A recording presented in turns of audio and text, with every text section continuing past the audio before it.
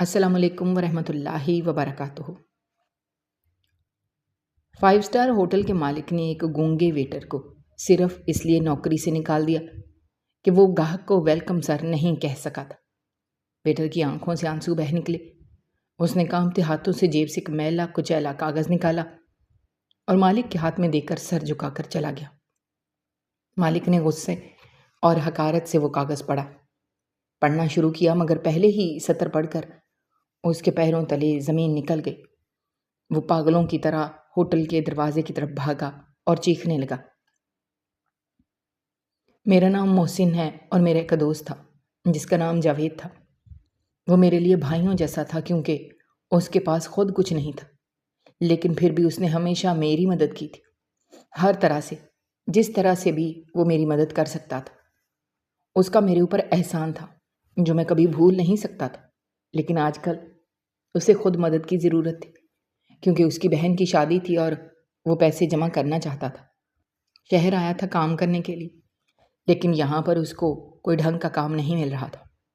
मसला ये था कि जावेद बोल नहीं सकता था, गूंगा था, लेकिन बचपन में उसके सारे इशारे अच्छी तरह से समझता था। मैंने इशारों की ज़ुबान कहीं से सीखी ही नहीं थी, लेकिन उसके साथ रहकर बातें कर कर मुझे ये ज़ुबान आ गई थी। जावेद मेरे साथ हर दुख सुख में खड़ा रहा था। जब मेरे पास कुछ नहीं होता था तब भी वो मेरा हौसला बनता था। उसके चेहरे की खामोशी में भी एक एतमाद होता था और उसकी आंखों में हमेशा सच नज़र आता था। अब हालात उलट थे। वो खुद एक मसले में फंसा हुआ था। उसकी बहन की शादी करीब थी। घर की जिम्मेदारी उसके कंधों पर आ गई थी। वो शहर में काम की तलाश में आया था, मगर हर जगह उसकी खामोशी उसके रास्ते में दीवार बन जाती थी। मैंने उससे पूछा कि मैं तेरी क्या मदद करूं? उसने इशारों में बताया कि जहां मैं काम करता हूं वहां उसकी नौकरी लगवा दूं। मैंने उसे समझाने की कोशिश की कि वहां बातचीत ज़रूरी होती है, क्योंकि मैं 5 स्टार होटल में वेटर था। वहां मेहमानों से बात करना काम का हिस्सा था। उसने इशारों में कहा, कुछ तो कोई तो जुगाड़ कर, बस बहन की शादी गुजर जाए, उसके बाद वो खुद नौकरी छोड़ देगा और मुझे तंग नहीं करेगा। मैं उसकी आंखों में इल्तिजा देख रहा था। मेरा दिल भारी हो गया था। मैं जानता था कि ये काम सीधा नहीं था, क्योंकि हमें झूठ का सहारा लेना पड़ता, मगर उस वक्त मेरे सामने उसका एहसान खड़ा था जो उसने बरसों मुझ पर किया था। मैंने सोचा इतने बड़े होटल में शायद कुछ दिन किसी को पता ना चले और काम भी ऐसा हो जाए जो कम बोलने वाला हो। मैंने आखिरकार उसे तसल्ली दे दी कि वो परेशान ना हो, कुछ ना कुछ तो हो जाएगा। वो मेरे इशारों से ही मेरी बात समझ गया। उसके चेहरे पर हल्की सी उम्मीद आ गई। उसके बाद मैं खुद खामोशी से सोचने लगा कि उसकी नौकरी कैसे लगाई जाए और कौन सा रास्ता इख्तियार किया जाए ताकि उसकी बहन की शादी का बोझ कुछ हल्का हो सके। हमारे होटल का जो मालिक था उसका नाम शफीक अहमद था। वो बड़ा ही जालिम किस्म का इंसान था। वो ऐसा आदमी नहीं था जो किसी की मजबूरी समझ सके। अगर कोई मुलाजिम उसके सामने अपनी परेशानी रखता तो वो सीधा यही कहता कि नौकरी छोड़कर चले जाओ, यहाँ किसी को किसी का दुख सुनने का वक्त नहीं है। छुट्टी का नाम सुनकर उसका मूड ख़राब हो जाता, और अगर कोई मजबूरी में छुट्टी कर भी लेता तो उसके पैसे काट लेता। ऐसे इंसान से एक गूंगे आदमी के लिए काम मांगना मेरे लिए बहुत मुश्किल था। लेकिन फिर भी एक बात थी जिसने मुझे हिम्मत दी। मुझे अच्छी तरह याद था कि एक वक्त ऐसा आया था जब मैंने शफीक अहमद की मदद की थी। शायद वो उसे एहसान ना समझता हो, लेकिन मेरे लिए वो अहम बात थी। मुझे ये भी मालूम था कि उनकी बीवी इस दुनिया में नहीं रही और उनका कोई बेटा भी नहीं था। बस यही सुना था कि वो अकेले रहते हैं। ये नहीं मालूम था कि ख़ानदान में उनके अलावा कोई और भी है या नहीं। वो रात मुझे आज भी याद है। होटल तकरीबन बंद हो चुका था। लाइट्स मद्धम थीं। हर तरफ खामोशी फैल चुकी थी। अचानक शफीक अहमद तेज़ी से बाहर की तरफ बढ़े। उनके चेहरे पर घबराहट साफ नज़र आ रही थी। वो ऐसे चल रहे थे जैसे वक्त उनके हाथ से निकल रहा हो।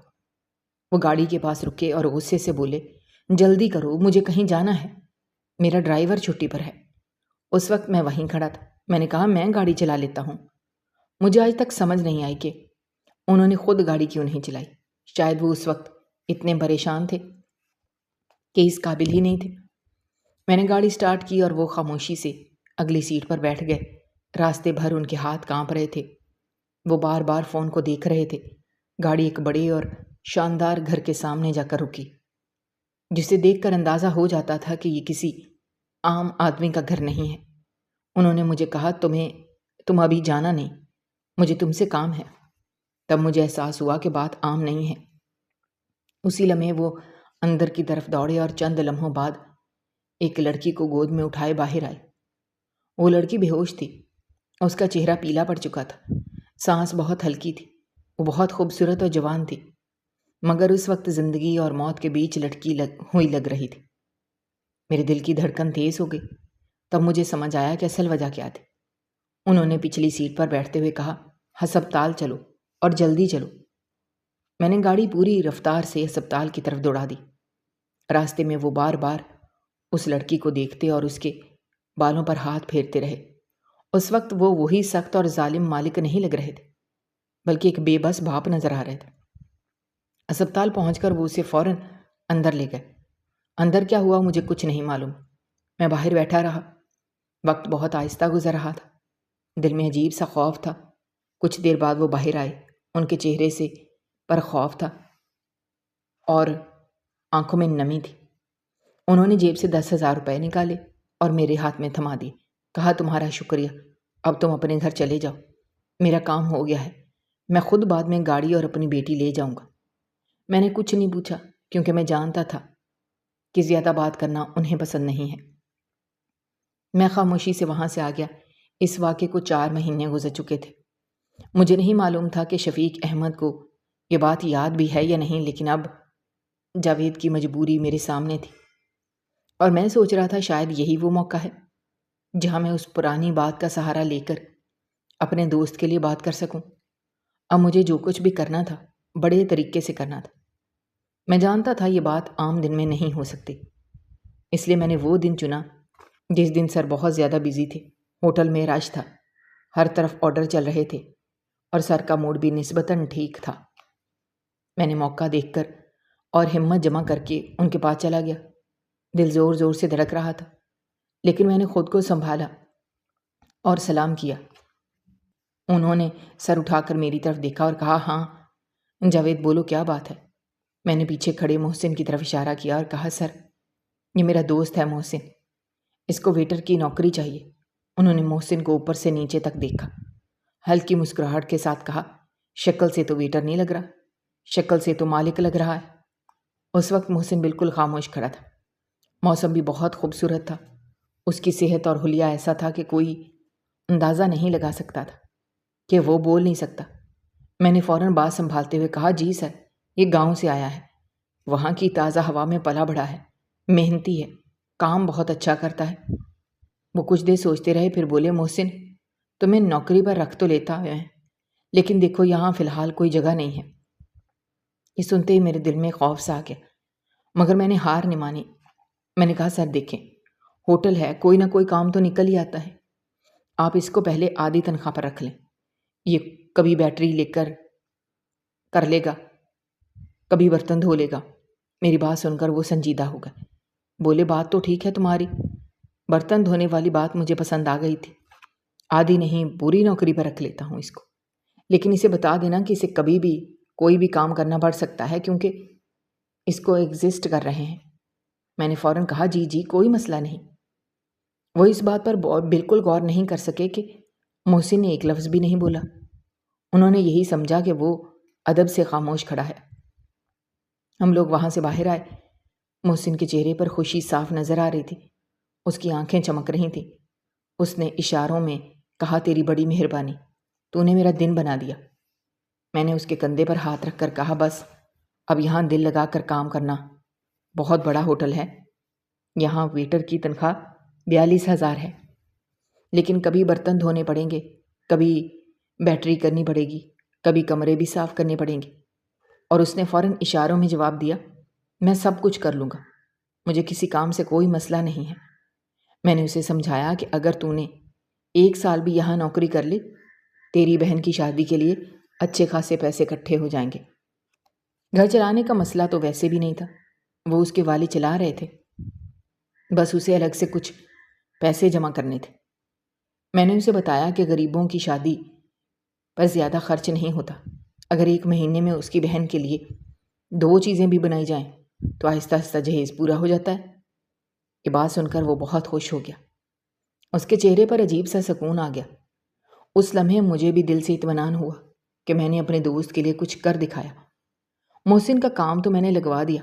وہ خوش تھا اور کافی محنت سے کام بھی کر رہا تھا۔ اسے جو کام ہاتھ میں ملتا وہ کر دیا کرتا تھا۔ پہلے اس ہوٹل کے جو چھوٹے چھوٹے کام اس لیے رہ جاتے تھے کہ ان کو کرنے کے لیے کوئی خاص بندہ نہیں تھا، اب وہ سارے کام ہو جاتے تھے۔ جلدی اس ہوٹل کی 25ویں سالگرہ آ رہی تھی، یعنی اس ہوٹل کو بنے ہوئے 25 سال ہو چکے تھے، اور اس کے اوپر ایک بہت ہی گرینڈ قسم کی پارٹی ہونے والی تھی جس میں پورے شہر کے امیر کبیر اور رئیس لوگوں نے آنا تھا۔ اس کے لیے بھی ابھی سے تیاریاں شروع ہو رہی تھیں کیونکہ زیادہ وقت نہیں تھا۔ اس بیچ ایک بات بہت زیادہ مشہور ہو رہی تھی، جہاں یہ لوگ کہہ رہے تھے کہ سر نے 25 سال پہلے 5 سٹار ہوٹل بنایا تھا، جو لوگوں کو 5 سٹار ہوٹل کا مطلب بھی نہیں پتا تھا، اور اب ان کی سلور جوبلی ہو رہی ہے اور یہ بڑے خوش قسمت ہیں۔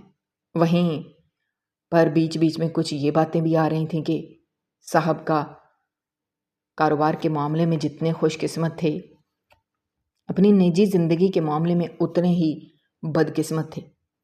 ان کا ہوٹل اتنا بڑا تھا کہ ایک دن یہاں رہنے کا رینٹ 25,000 تھا۔ یہ ہوٹل بھی تھا اور ریسٹورنٹ بھی تھا، یہاں پر کمرے بھی تھے اور ڈائننگ بھی ہوتی تھی، کھانا بھی سرو کیا جاتا تھا، لوگ رات کو رہنے کے لیے بھی آتے تھے۔ یہاں سوئمنگ پول بھی تھا۔ اندر پوری الگ ہی ایک دنیا بسائی ہوئی تھی، اور ان کی روزانہ کی سیل لاکھوں میں جاتی تھی۔ سیل مطلب کلیکشن۔ سیل تو کسی دکان کی ہوتی ہے، ہوٹل کا تو کلیکشن ہوتا ہے۔ لیکن دوسری طرف صاحب اپنی گھریلو زندگی میں بد قسمت تھے۔ سنا تھا کہ بیوی جوانی میں بیمار ہو کر دنیا سے چلی گئی، بیٹا کوئی نہیں تھا، اور بیٹی کے بارے میں عجیب سی خبر اڑ رہی تھی کہ جو کسی کے بارے میں بھی ایسی خبر اڑے تو انسان ایک دفعہ غور سے سنتا یا پوچھتا ضرور ہے، اور ایک نظارہ تو میں بھی دیکھ چکا تھا۔ مسئلہ یہ تھا کہ ان کی بیٹی بار بار اپنی زندگی ختم کرنے کی کوشش کرتی تھی، جینا نہیں چاہتی تھی، اس کو ڈپریشن تھا۔ لیکن امیروں کے بچوں کو کس چیز کا ڈپریشن ہو سکتا ہے؟ اگر وہ اپنی ایک دن کی کلیکشن بھی اپنی بیٹی کو دے دیں تو لاکھوں روپے بنتے تھے۔ تو پھر مسئلہ کہاں تھا؟ وہ کیوں اپنی زندگی ختم کرنا چاہتی تھی؟ اس کے پاس تو سب کچھ تھا، وہ تو ایک امیر باپ کی بیٹی تھی۔ یہ تو ہمارے گھر ہوتے ہیں جہاں پر بیٹیاں بھاری پڑتی ہیں، ان کو اچھے کپڑے نہیں ملتے، جہیز کی وجہ سے ان کی شادی لیٹ ہو جاتی ہے، کھانے کو اچھا کھانا نہیں ملتا، پہننے کو کپڑے نہیں ملتے۔ وہ لڑکیاں تو ڈپریشن کا شکار نہیں ہوتی۔ یہ امیروں کو لگتا ہے کہ ان کی پسند کا موبائل نہ ملے تو یہ ڈپریشن کا شکار ہو جاتے ہیں۔ لیکن یہ ضرور پتہ چلا کہ معاملہ سیریس تھا۔ اس کی وجہ سے صاحب بہت زیادہ پریشان تھے، کیونکہ فرض کریں اگر ابھی ان کی بیٹی کو کچھ ہو جاتا تو پھر صاحب کی یہ بنی بنائی حکومت کہاں جاتی؟ بنا وارث کے حکومت بن جاتی، کچھ بھی نہ ہوتا ان کے پاس۔ بیٹا تو ان کا کوئی تھا نہیں، بیٹی بھی اس دنیا سے چلی جاتی، تو یہ اتنا کچھ کیا قبر میں لے کے جانا تھا؟ ظاہر ہے اس کے بعد یہ سب کچھ بھی ملیا میٹ ہو جاتا اور ہم سب کا روزگار بھی خراب ہو جاتا۔ اس لیے میں تو دعا کر رہا تھا کہ ایسا کچھ نہ ہو۔ جس کے ساتھ روزگار لگا ہوتا ہے اس کے لیے دعا ہی کی جاتی ہے۔ کوئی بھی جس جگہ کام کرتا ہو ان کا برا نہیں سوچتا۔ میری بھی ایک فیملی تھی، میری بھی 2 چھوٹی بہنیں تھیں، 2 چھوٹے بھائی تھے، اماں بابا تھے، وہ لوگ بھی گاؤں میں ہوتے تھے۔ میرا اور محسن کا ایک ہی گاؤں تھا، تبھی تو ہم لوگ بہت اچھے دوست تھے، اور میں مہینے کے 42,000 کما کر اس میں سے 30,000 گھر بھیجا کرتا تھا۔ میرے گھر والے اس سے گزارا کیا کرتے تھے۔ ہوٹل کی 25ویں سالگرہ کے لیے کافی دنوں سے تیاریاں شروع ہو چکی تھیں۔ پورا ہوٹل جیسے ایک نئی دنیا بن گیا تھا۔ ہر طرف صفائی، چمک، سجاوٹ نظر آ رہی تھی۔ بڑے بڑے فانوس دھوئے جا چکے تھے، دیواروں پر سنہری رنگ کی آرائش ہو رہی تھی، داخلی دروازے پر پھولوں کی لمبی قطاریں لگائی جا رہی تھیں، لابی میں سرخ قالین بچھایا گیا تھا، ہر میز پر تازہ پھول رکھے جا رہے تھے، باورچی خانے میں دن رات کام ہو رہا تھا، شیف الگ مینیو پر کام کر رہے تھے۔ ہر کوئی جانتا تھا کہ یہ عام سالگرہ نہیں ہے۔ بلکہ 25 سال مکمل ہونے کی خوشی ہے۔ میں نے محسن کو بتایا، یہ دن واقعی خاص ہوتا ہے۔ ہر سال کچھ نہ کچھ اچھا ہوتا ہے، مگر اس بار بہت زیادہ ہوگا۔ میں نے اسے سمجھایا، بہت سارا کھانا بنے گا، بچا ہوا کھانا ہم سب اپنے گھروں میں بھی لے جا سکیں گے، ہم خود بھی جی بھر کر کھائیں گے، اور سب سے بڑی بات یہ کہ سر بونس کا اعلان کریں گے۔ تنخواہ 42,000 ہے، 50,000 ہو جائے گی۔ میں نے اسے کہا، سوچ اوپر کہ 8,000 ہم جمع بھی کر سکتے ہیں، اور اس کی آنکھوں میں خوشی آ گئی۔ وہ بار بار سر ہلا رہا تھا۔ سالگرہ کے دن ہوٹل کی فضا ہی بدلی ہوئی تھی۔ صبح سے ہی شفیق سر موجود تھے۔ وہ ہر جگہ خود گھوم پھر کر دیکھ رہے تھے۔ انتظام، سیکیورٹی، سجاوٹ، کھانا، سب کچھ ان کی نظر میں تھا۔ مہمانوں کی فہرست چیک ہو رہی تھی۔ بڑے بڑے بزنس مین، اہم لوگ اور خاص مہمان آنے والے تھے۔ اس دوران شفیق سر نے مجھے اور محسن کو بلایا۔ انہوں نے کہا، آج مہمانوں کا استقبال بہت اہم ہے۔ ویسے تو استقبال اونر خود کرتا ہے، مگر مجھے ابھی ضروری کام ہے۔ پھر انہوں نے محسن کی طرف دیکھا اور کہا، محسن، تو مہمانوں کے استقبال کرو گے کیونکہ تمہاری شکل و صورت اچھی ہے، تم خوبصورت آدمی ہو۔ دروازے کے پاس کھڑے ہو جانا، جو بھی آئے اس کو آگے جانے کا راستہ دکھانا اور کہنا، جی سر آپ اس طرف آئیے، سب کو سر کہہ کر بلانا، عزت دینا۔ یہ کہہ کر وہ وہاں سے چلے گا۔ ان کے جاتے ہی میرا دل بیٹھ گیا۔ محسن کے چہرے پر ہوائیاں اڑنے لگیں۔ اس نے فوراً مجھے اشارہ کیا۔ اب کیا کروں؟ میں تو بول نہیں سکتا، میں کیسے جی سر اور شکریہ سر کہوں گا؟ میں نے دل ہی دل میں سوچا، یہ تو واقعی بڑا مسئلہ ہے۔ اگر سر کو اسی وقت پتہ چل گیا، ان کا موڈ خراب ہو گیا، تو وہ ایک لمحہ بھی نہیں لگائیں گے نوکری سے نکالنے میں۔ میں نے محسن کو سمجھایا کہ ابھی گھبرانے کا وقت نہیں ہے، تم جا کر دروازے پر کھڑے ہو جاؤ، جب مہمان آئیں تو ہلکا سا سلام کا اشارہ کرنا، مسکرا کر استقبال کرنا اور ہاتھ سے راستہ دکھا دینا، شاید اس طرح بات بن جائے۔ اس نے ڈرتے ہوئے سر ہلایا، جا کر اپنی جگہ پر کھڑا ہو گیا۔ تھوڑی دیر میں مہمانوں کی آمد شروع ہو گئی۔ داخلی دروازے پر گاڑیوں کی قطار لگ گئی۔ سیکیورٹی الرٹ ہو گئی۔ لابی میں نرم موسیقی چل رہی تھی۔ مہمان مہنگے لباس پہنے اندر داخل ہو رہے تھے۔ خوشبوؤں کی ملی جلی مہک فضا میں پھیلی ہوئی تھی۔ محسن دروازے پر سیدھا کھڑا تھا، چہرے پر مسکراہٹ اور آنکھوں میں ہلکی سی گھبراہٹ۔ وہ ہر آنے والے کو احترام سے سلام کا اشارہ کر رہا، ہاتھ سے آگے کا راستہ دکھا دیتا۔ اندر حال میں مہمانوں کی قطاریں لگی ہوئی تھیں۔ گرم کھانے کی خوشبو چاروں طرف پھیلی ہوئی تھی۔ بریانی، کباب، قورمہ، باربیکیو، اطالوی کھانے، چائنیز ڈشز، سلاد اور میٹھوں کی لمبی میز سجی ہوئی تھی۔ بڑے بڑے شیف سفید لباس میں مصروف تھے۔ ویٹر ایک خاص ترتیب سے کام کر رہے تھے۔ یہ سب کچھ ایک خواب جیسا لگ رہا تھا، اور میں دور کھڑا بس یہی دعا کر رہا تھا کہ محسن کا یہ خاموش استقبال کسی کی نظر میں نہ آئے اور یہ دن خیریت سے گزر جائے۔ میں نے محسن کو پہلے ہی سمجھا دیا تھا کہ وہ ویلکم سر بول نہیں سکتا تو بس مسکرا کر پیش آئے، سلام کا اشارہ کر دے، اتنا ہی کافی ہوگا۔ وہ کافی دیر سے یہی کر رہا تھا اور فی الحال کوئی مسئلہ نہیں بنا تھا۔ میں خود بھی اپنے کاموں میں پوری طرح مصروف تھا۔ ایسا نہیں تھا کہ میں فارغ کھڑا سب دیکھ رہا تھا۔ مہمان بڑھتے جا رہے تھے، آرڈر چل رہے تھے، ہال میں شور تھا، موسیقی تھی، ہر طرف مصروفیت تھی۔ تھوڑی دیر بعد میری نظر دروازے کی طرف گئی۔ مجھے محسوس ہوا کہ شفیق صاحب رک کر محسن کو دیکھ رہے ہیں۔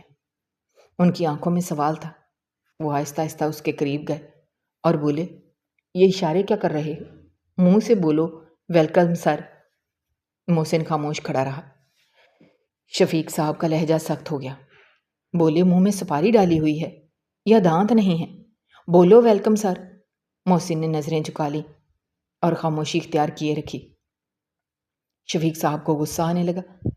انہوں نے کہا، کیا ہو گیا ہے؟ بول کیوں نہیں رہے ہو؟ کیا مسئلہ ہے تمہیں؟ آج کا دن خاص ہے اور تم مجھے پریشان کر رہے ہو۔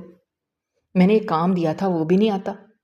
تمہیں مانا کہ ویٹر ہو، لیکن میں نے تو پہلے ہی کہا تھا کہ مختلف کام کرنے پڑیں گے۔ وہ سب تو ٹھیک کر رہے تھے، اب اچانک کیا مسئلہ ہو گیا ہے؟ بولتے کیوں نہیں ہو؟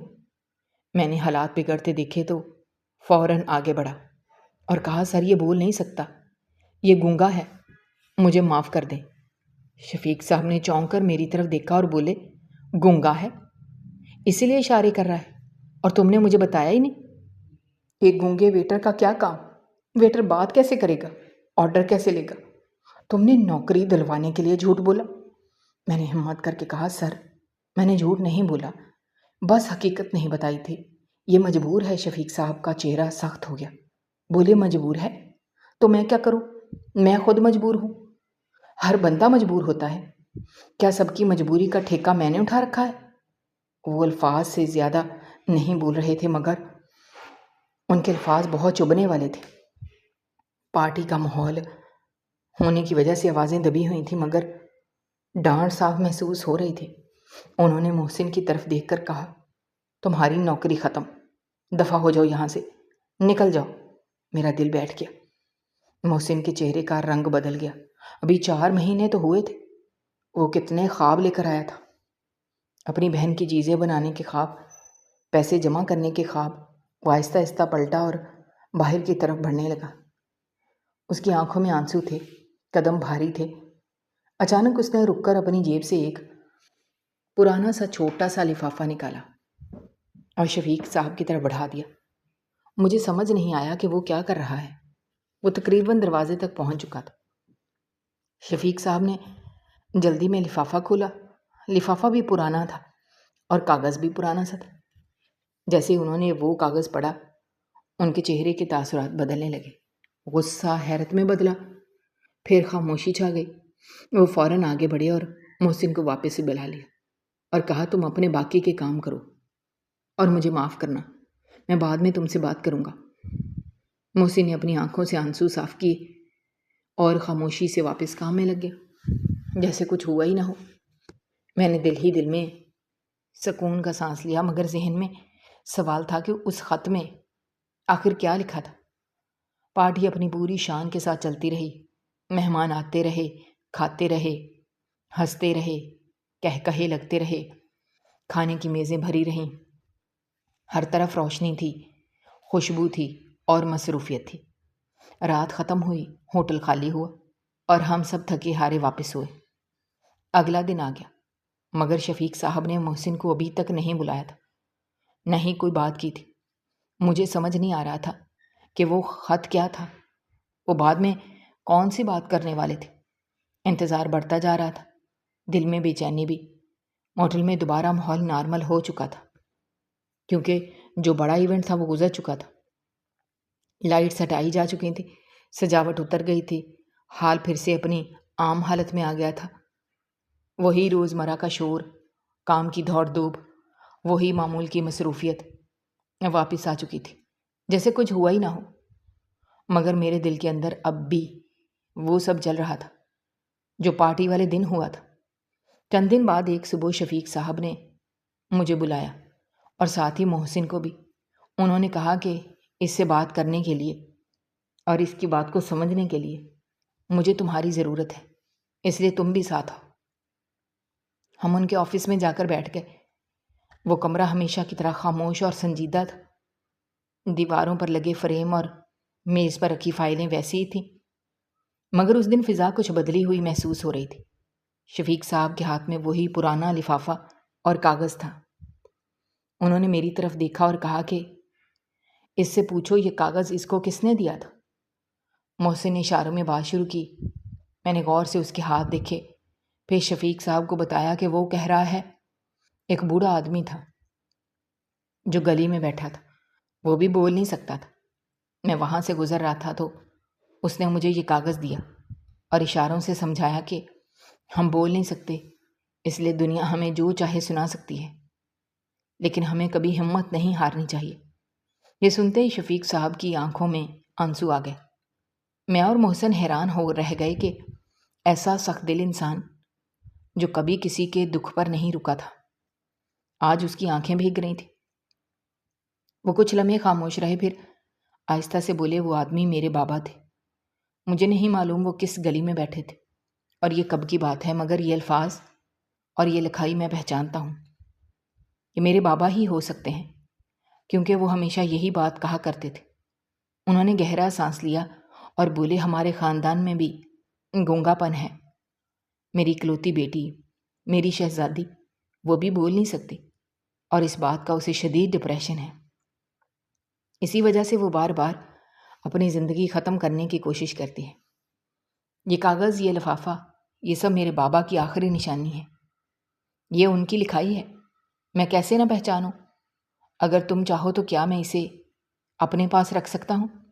मोहसिन ने फ़ौरन हाँ में सर हिला दिया और कहा, आप रख सकते हैं शफीक साहब। शफीक साहब की आवाज़ भारी हो गई। उन्होंने कहा, मेरी बेटी के पास सब कुछ है, दौलत है, आसाइश है, सहूलत, इज़्ज़त, मगर उसे अपनी इस कमी का एहसास अंदर ही अंदर खा जाता है। पैसे से बहुत सी कमियों का इलाज हो जाता है। आंखों का ऑपरेशन हो जाता है, हाथ पांव काम ना करें तो मशीनें लग जाती हैं, मजदूरी की कमी पैसे से पूरी हो जाती है, मगर ज़ुबान बोलने की सलाहियत ये पैसे से ख़रीदी नहीं जा सकती। उन्होंने मेज़ पर हाथ रखा और बोले, जो इंसान बोल नहीं पाता वो अपने जज्बात का इजहार नहीं कर पाता। ऐसा लगता है जैसे वो अपने ही जिस्म में कैद हो। उसका जिस्म उसके लिए पिंजरा बन जाता है और उसकी रूह इस पिंजरे में कैद रहती है। मेरी बेटी भी ऐसे ही कैद है। वो चंद लम्हे रुके, फिर आहिस्ता आहिस्ता अपनी बेटी की कहानी सुनाने लगे। उन्होंने कहा, मेरी बेटी बहुत खूबसूरत है, तालीम याफ्ता है, हसास है, मगर दुनिया उसकी खामोशी को उसकी कमज़ोरी समझती है। एक वक्त था जब उसकी ज़िंदगी में एक लड़का आया। वो बोल सकता था, खूबसूरत था, हर लिहाज से मुकम्मल था। मेरी बेटी को उससे मोहब्बत हो गई क्योंकि उसने पहली बार किसी को अपने करीब महसूस किया। शुरू में वो लड़का बहुत अच्छा बना रहा। उसने इशारों को समझने की कोशिश की, उसके साथ वक्त गुजारा, मगर बाद में हकीकत सामने आ गई। वो लड़का सिर्फ दौलत के लिए उसके साथ था। एक दिन उसने मेरी बेटी के मुंह पर कह दिया कि तू गूंगी है, अगर तेरा बाप अमीर ना होता तो मैं कभी तुझसे शादी ना की बात भी ना करता। उस दिन मेरी बेटी अंदर से टूट गई। वो जुमला उसके दिल में जहर बनकर उतर गया। उसके बाद उसने कई बार अपनी ज़िंदगी ख़त्म करने की कोशिश की। मैंने पूरे घर में कैमरे लगवाए, ज़्यादा नौकर रखे ताकि उस पर नज़र रखी जा सके। हर बार किसी न किसी तरह मैं उसे बचा लेता था, मगर कब तक बचा पाऊँगा? शफीक साहब की आवाज़ कांपने लगी। उन्होंने कहा, उसे ऐसा हमसफ़र चाहिए जो उस जैसा हो, जो उसकी खामोशी को समझे, जो उसके इशारों की ज़ुबान बना दे। और वो तुम हो मोहसिन। मैं चाहता हूँ तुम मेरी बेटी से शादी कर लो। ये सुनकर मोहसिन तो क्या, मैं खुद भी सुन्न हो गया। हम दोनों एक दूसरे को देखने लगे। हमें समझ नहीं आ रहा था ये सब क्या हो रहा है। शफीक साहब ने बात जारी रखते हुए कहा, दो एक जैसे लोग एक दूसरे को समझ सकते हैं। वो भी इशारों में बात करती है मगर बहुत कम बोलती है। मैं चाहता हूँ तुम मेरे साथ मेरे घर चलो, उससे मिलो, मगर उससे पहले तुम ये फैसला कर लो। उन्होंने नरमी से कहा, तुम जितने दिन चाहो सोच लो, अपने घर वालों से पूछ लो, मुझे कोई जल्दी नहीं है, ये मेरे दिल की ख्वाहिश है। उसके बाद उन्होंने हमें जाने की इजाज़त दे दी। हम ऑफिस से बाहर निकले तो हमारे कदम भारी थे। मोहसिन के चेहरे पर हैरत भी थी, खौफ भी, और एक अजीब सी खामोशी भी। और मेरे दिल में बस एक ही सवाल था कि किस्मत इंसान को कहाँ से कहाँ ले आती है और अब आगे क्या होने वाला है। मैंने मोहसिन से पूछा कि क्या तुझे पता है उस आदमी ने तुझे ये कागज़ दिया, साहब जी उनके बेटे हैं। उसने कहा, मुझे नहीं पता था, मुझे तो याद भी नहीं वो कौन सी जगह थी। मैं तो गली से गुजर रहा था, वो वहाँ बैठे थे। मैं उस टाइम छोटा था। कुछ बच्चे मुझसे झगड़ा कर रहे थे, मुझे चढ़ा रहे थे, मुझे गूंगा गूंगा बोल रहे थे। उन्होंने इन बच्चों को पीछे हटाया, फिर उसके बाद मुझे ये कागज़ लिख कर दिया और कहा, जब तुम्हें कोई गूंगा बोले, कोई तुम्हारी बेइज्जती करे, तुम उसको ये कागज़ पकड़ा देना। मैंने उसे पूछा, अब तेरा क्या ख्याल है? उसने कहा, अगर मेरी जगह कोई और होता तो वो यही सोचता कि चलो पैसे हैं, सब कुछ है, अमीर बाप की बेटी है। लेकिन मैं ऐसा नहीं सोचता।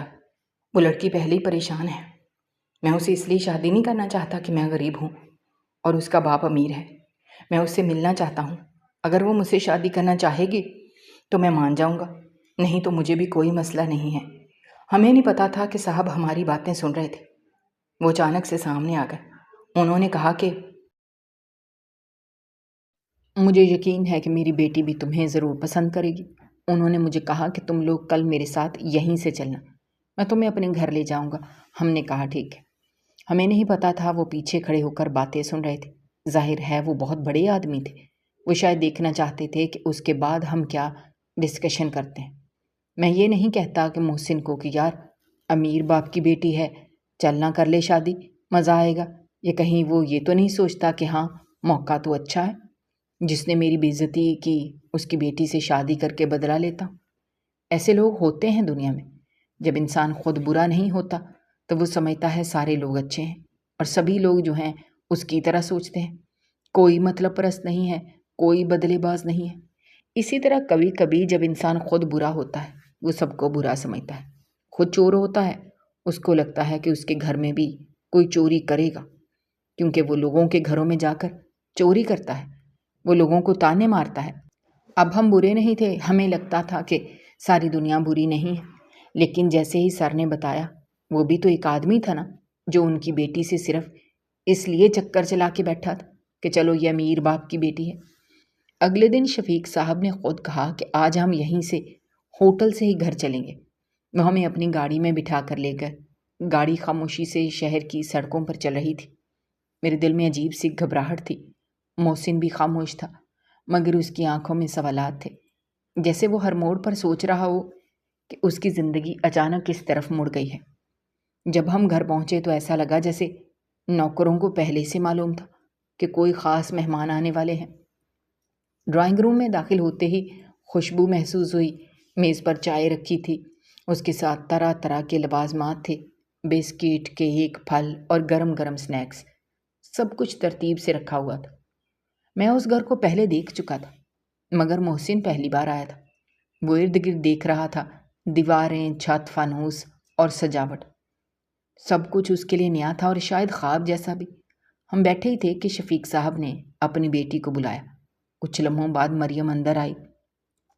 وہ واقعی بہت خوبصورت تھی۔ اس کے چہرے پر عجیب سی معصومیت تھی، اس کی آنکھوں میں گہرائی تھی اور چال میں نرمی تھی۔ وہ ایسے لگ رہی تھی جیسے خاموشی بھی اس کے ساتھ چل رہی ہو۔ مجھے اس لمحے یہی لگا کہ اگر کسی کو کسی نعمت سے محروم رکھا جائے تو اس کے بدلے میں کوئی اور حسن عطا کر دیا جاتا ہے، کیونکہ محسن اور مریم دونوں ہی بے حد حسین تھے، اور ان دونوں کو دیکھ کر کوئی اندازہ نہیں لگا سکتا تھا کہ یہ بول نہیں سکتے۔ مریم آ کر محسن کے سامنے بیٹھ گئی۔ شفیق صاحب نے تعارف کروایا۔ ہم سب چائے پینے لگے۔ کمرے میں ہلکی سی گفتگو چل رہی تھی۔ کوئی موسم کی بات کر رہا تھا، کوئی شہر کے حالات کا ذکر کر رہا تھا۔ میں اور شفیق صاحب زیادہ باتیں کر رہے تھے، مگر ان دونوں کی دنیا جیسے الگ تھی۔ وہ دونوں زیادہ نہیں بول رہے تھے، بلکہ ایک دوسرے کو دیکھ رہے تھے، جیسے آنکھوں سے بات ہو رہی ہو۔ تھوڑی دیر بعد شفیق صاحب کا فون بجا۔ وہ اٹھے اور کہا، تم لوگ بیٹھو، میں ابھی آتا ہوں۔ وہ کمرے سے باہر نکل گئے۔ میں نے دیکھا کہ کچھ دیر بعد وہ پیچھے کھڑے تھے، اس جگہ جہاں سے محسن اور مریم انہیں دیکھ سکتے تھے۔ انہوں نے مجھے اشارہ کیا، میں ادھر آؤں۔ میں بھی بہانہ بنا کر اٹھا اور ان کے پاس چلا گیا۔ وہ آہستہ سے مسکرائے اور کہا، ان دونوں کو ساتھ بیٹھنے دو، یہاں کھڑے ہو کر دیکھو کیا ہوتا ہے۔ ہم دونوں خاموشی سے کھڑے ہو گئے۔ سامنے محسن اور مریم بیٹھے تھے۔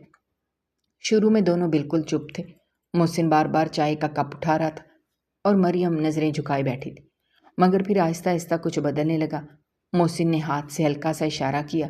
مریم نے چونک کر دیکھا، پھر اس نے بھی جواب میں ہاتھ ہلایا۔ اس کے بعد جیسے ایک دروازہ کھل گیا۔ دونوں اشاروں کی زبان میں باتیں کرنے لگے۔ پھر آہستہ آہستہ تیز ہاتھ ہلنے لگے، چہروں کے تاثرات آنے لگے۔ پھر ہم نے دیکھا دونوں مسکرا رہے ہیں۔ وہ مسکراہٹ جو کسی رسمی ملاقات کی طرح نہیں تھی، بلکہ دل سے نکلی ہوئی تھی۔ شفیق صاحب کی آنکھوں میں نمی آ گئی۔ وہ بہت دیر تک یہ منظر دیکھتے رہے۔ ان کے چہرے پر ایسا سکون تھا جو میں نے پہلے کبھی نہیں دیکھا تھا۔ کچھ دیر بعد ہم خاموشی سے واپس آ گئے، ان دونوں کو وہیں بیٹھا رہنے دیا۔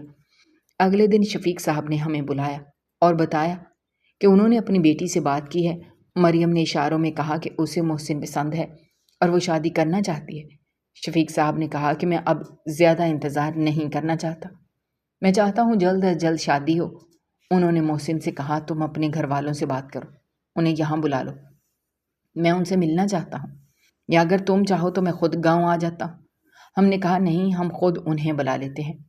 محسن کے گھر والوں کو بلایا گیا، ان کے رہنے کے لیے ہوٹل میں بہترین جگہ دی گئی۔ جب وہ لوگ آئے تو ان کی آنکھوں میں حیرت تھی، خوشی تھی اور شکر تھا۔ انہوں نے کبھی سوچا بھی نہیں تھا ان کے بیٹے کی زندگی ایسے بدلے گی۔ محسن کی ماں کی آنکھوں میں آنسو تھے اور باپ بار بار شفیق صاحب کا شکریہ ادا کر رہا تھا۔ شادی کی تیاریاں شروع ہو گئیں۔ شہر میں یہ خبر پھیل گئی کہ ایک 5 اسٹار ہوٹل کے مالک کی بیٹی کی شادی ہے۔ ہر چیز بڑے پیمانے پر ہونے لگی، کپڑے، زیورات، دعوتیں، انتظام، سب کچھ شاندار تھا۔ شادی بڑی دھوم دھام سے ہوئی، مہمانوں کی کمی نہیں تھی، کھانے کی شان الگ تھی اور خوشی ہر چہرے پر نظر آ رہی تھی۔ محسن کی بہنیں بہت خوش تھیں، وہ بار بار مریم کے ساتھ تصویریں بنوا رہی تھیں۔ محسن کے چہرے پر بھی مسکراہٹ تھی جو برسوں بعد آئی تھی۔ اس کی آنکھوں میں سکون تھا اور دل میں اطمینان۔ شفیق صاحب نے سب کے سامنے اعلان کیا کہ محسن کی بہنوں کی شادیوں پر جو بھی خرچ آئے گا وہ خود کریں گے، اور آج کے بعد محسن کے ماں باپ بھی اسی شہر میں ایک اچھے گھر میں رہیں گے، انہیں اب گاؤں میں رہنے کی ضرورت نہیں۔ اس دن واقعی محسن کی زندگی بدل گئی تھی۔ وہ جو کبھی خاموشی کے ساتھ بوجھ اٹھائے پھرتا تھا، آج عزت کے ساتھ کھڑا تھا۔ اس کی خاموشی اب کمزوری نہیں رہی تھی، بلکہ ایک رشتہ بن گئی تھی، ایک ایسی زبان جو 2 دلوں کو جوڑ چکی تھی۔ محسن کی زندگی میں اب سب کچھ ٹھیک ہو چکا تھا۔ جس بہن کی شادی کے لیے وہ شہر آیا تھا، وہ مقصد بھی پورا ہو چکا تھا۔ اس کی ایک بہن کی شادی پکی ہو گئی تھی، اور جیسا کہ وعدہ کیا گیا تھا، اس کے جہیز کا پورا انتظام بڑے صاحب نے خود کیا تھا۔ شادی سادگی میں مگر عزت کے ساتھ ہوئی۔ محسن کے گھر والوں کی آنکھوں میں خوشی کے آنسو تھے۔ وہ لوگ جو کبھی خاموش دکھ اٹھائے پھرتے تھے، آج سکون کے ساتھ مسکرا رہے تھے۔ محسن کے ماں باپ مطمئن تھے، بہنیں خوش تھیں، اور محسن خود شکر کے جذبات سے بھرا ہوا تھا۔ اس کی زندگی میں پہلی بار ایسا وقت آیا تھا جب اسے لگا کہ اس کی خاموشی کسی بوجھ کی طرح نہیں بلکہ کسی نعمت کی طرح قبول کی جا رہی ہے۔ وہ مریم کے ساتھ خوش تھا، دونوں ایک دوسرے کو سمجھتے تھے، بغیر الفاظ کے بھی ان کے درمیان باتیں ختم نہیں ہوتی تھی۔ لیکن اس سب کے درمیان میرے لیے بھی ایک ایسا دن آیا جس نے میری زندگی کا رخ بدل دیا۔ ایک دن بڑے صاحب نے مجھے اپنے پاس بلایا۔ ان کے چہرے پر نرمی تھی جو پہلے کم ہی دکھائی دیتی تھی۔ انہوں نے مجھے سامنے بٹھایا اور کہا، محسن نے مجھ سے کہا ہے تم نے اس کے لیے بہت کچھ کیا ہے، اور میں یہ نہیں چاہتا کہ اب تم میرے ہوٹل میں ایک معمولی ویٹر بن کر رہو۔ انہوں نے کہا تم محسن کے دوست ہو، اس کے بھائی جیسے ہو، اور اب تم ہمارے رشتہ دار بھی ہو، اس لیے ہم پر بھی فرض بنتا ہے کہ آج سے میں تمہیں اس ہوٹل کا 3rd مینیجر بنا رہا ہوں۔ یہ سن کر میں کچھ لمحے بول ہی نہ پایا۔ مجھے لگا شاید میں ٹھیک سے سن نہیں پایا۔ انہوں نے مزید بتایا کہ 3rd مینیجر ہونے کا مطلب یہ ہے کہ سارے ویٹرز، اسپاٹ بوائز اور بیل بوائز اور دیگر اسٹاف کی نگرانی تم کرو گے۔ کام کی ترتیب، صفائی، ڈسپلن اور سروس کا معیار تمہارے ذمہ ہوگا۔ یہ ذمہ داری بڑی تھی، مگر مجھے اپنے اوپر پورا اعتماد تھا۔ جب انہوں نے میری تنخواہ بتائی اور کہا کہ اب تمہیں 1.5 لاکھ روپے ماہانہ ملیں گے، میں اندر سے ہل کر رہ گیا۔ ایک انسان جو کل تک پلیٹیں اٹھا رہا تھا، آج مینجمنٹ میں شامل ہو گیا اور دل ہی دل میں اپنے دوست کو یاد کر رہا تھا جس کی ایک درخواست نے میری بھی قسمت بدل دی تھی۔ میں نے بڑے صاحب کا شکریہ ادا کیا۔ انہوں نے کہا یہ تمہاری محنت اور نیت کا صلہ ہے۔ اس دن مجھے محسوس ہوا کہ اگر نیت صاف ہو اور انسان کسی کے کام آ جائے تو زندگی کبھی نہ کبھی اس کا اجر ضرور دیتی ہے۔ محسن اور مریم کی زندگی بہت خوشگوار ہو چکی تھی۔ وہ دونوں دن بھر اشاروں میں باتیں کرتے تھے، ہنستے تھے، ایک دوسرے کے ساتھ وقت گزارتے تھے۔ بڑی صاحب خود مجھے بتایا کرتے تھے کہ میری بیٹی اب زندگی سے محبت کرنے لگی ہے، اب اس کی آنکھوں میں وہ اداسی نہیں رہی جو پہلے تھی۔ محسن فی الحال بڑے صاحب کے گھر میں مریم کے ساتھ رہ رہا تھا۔ بڑے صاحب نے صاف کہا تھا کہ یہ سب اب تمہارا ہی گھر ہے اور میں اپنی بیٹی کو رخصت نہیں کر سکتا، اس لیے تم یہیں رہو۔ محسن کو بھی اس پر کوئی اعتراض نہیں تھا کیونکہ وہاں اسے عزت بھی مل رہی تھی اور محبت بھی۔ محسن کے ماں باپ کے لیے شہر میں ایک چھوٹا سا مگر اچھا گھر خریدا گیا۔ وہ وہاں رہ رہے تھے۔ محسن اکثر ان سے ملنے جاتا تھا اور وہ بھی مریم کو بہت پیار کرتے تھے۔ محسن کی امی نے تو مریم کو اپنی بیٹیوں کی طرح مان لیا تھا۔ مریم کی زندگی میں ماں کی جو کمی تھی وہ آہستہ آہستہ پوری ہو رہی تھی۔ وہ اب اکیلی نہیں تھی، اس کے پاس ایک ماں بھی تھی، ایک ہم سفر بھی تھا اور ایک ایسا گھر تھا جہاں اسے خاموشی کے باوجود سمجھا جاتا تھا۔ اب سب خوش تھے، بڑے صاحب مطمئن تھے کہ ان کی بیٹی محفوظ ہے۔ محسن خوش تھا کہ اسے وہ سب ملا جس کا اس نے کبھی خواب بھی نہیں دیکھا تھا۔ اس کے گھر والے خوش تھے اور میں خود شکر گزار تھا کہ ایک دوست کی مدد کرتے ہوئے میری اپنی زندگی بھی سنور گئی۔ جب کبھی میں ہوٹل کے ہال میں کھڑا ہو کر سب کو کام کرتے دیکھتا ہوں تو مجھے وہ دن یاد آتا ہے جب ایک خاموش انسان دروازے پر کھڑا مہمانوں کا استقبال کر رہا تھا اور کسی کو اندازہ نہیں تھا کہ اس خاموشی میں کتنی تقدیریں بدلنے والی ہیں۔ انسان کی اصل پہچان اس کی زبان نہیں بلکہ اس کا کردار ہوتا ہے۔ دنیا اکثر انہی لوگوں کو کمزور سمجھ لیتی ہے جو بول نہیں سکتے یا اپنے جذبات لفظوں میں بیان نہیں کر پاتے، مگر حقیقت یہ ہے کہ ایسے لوگ دل سے جیتتے ہیں اور دل سے بات کرتے ہیں۔ خاموشی کمزوری نہیں ہوتی بلکہ بعض اوقات یہ سب سے بڑی طاقت بن جاتی ہے۔ کسی کی مدد کرتے وقت فائدہ نقصان نہیں دیکھنا چاہیے۔ محسن کی مدد ایک دوست نے صرف دوستی کے جذبے سے کی تھی، مگر اس نیکی کا اثر صرف محسن تک محدود نہیں رہا بلکہ کئی زندگیاں بدل گئیں۔ ایک بیٹی کو نئی زندگی ملی، ایک باپ کو سکون ملا اور ایک دوست کو عزت اور مقام نصیب ہوا۔ یہ سبق بھی بہت اہم ہے کہ دولت ہر مسئلے کا حل نہیں ہوتی۔ پیسے سے سہولت تو خریدی جا سکتی ہے مگر احساس، محبت، سمجھ اور اپنائیت نہیں۔ بولنے کی صلاحیت نہ ہونا ایک آزمائش ہو سکتی ہے مگر اگر ساتھ دینے والا ہو تو یہی آزمائش نعمت بن جاتی ہے۔ ہمیں دوسروں کی مجبوریوں کو سمجھنا چاہیے۔ ہر انسان کسی نہ کسی آزمائش سے گزر رہا ہوتا ہے۔ اگر ہم سختی کے بجائے نرمی اختیار کریں تو شاید کسی کی ٹوٹی ہوئی زندگی جڑ جائے۔ سچی نیت، خالص دوستی اور بے لوث مدد کبھی ضائع نہیں جاتی۔ وقت لگ سکتا ہے مگر اس کا اجر ضرور ملتا ہے، اور کبھی کبھی یہ اجر انسان کی سوچ سے بڑھ کر ہوتا ہے۔ دوستو، ہماری آج کی یہ کہانی آپ کو کیسی لگی؟ کمنٹ باکس میں اپنی رائے کا اظہار کرنا مت بھولیے گا، اور اگر آپ ہمارے چینل پر نئے ہیں تو چینل کو سبسکرائب کرنا بھی مت بھولیے گا۔ شکریہ۔ اللہ حافظ۔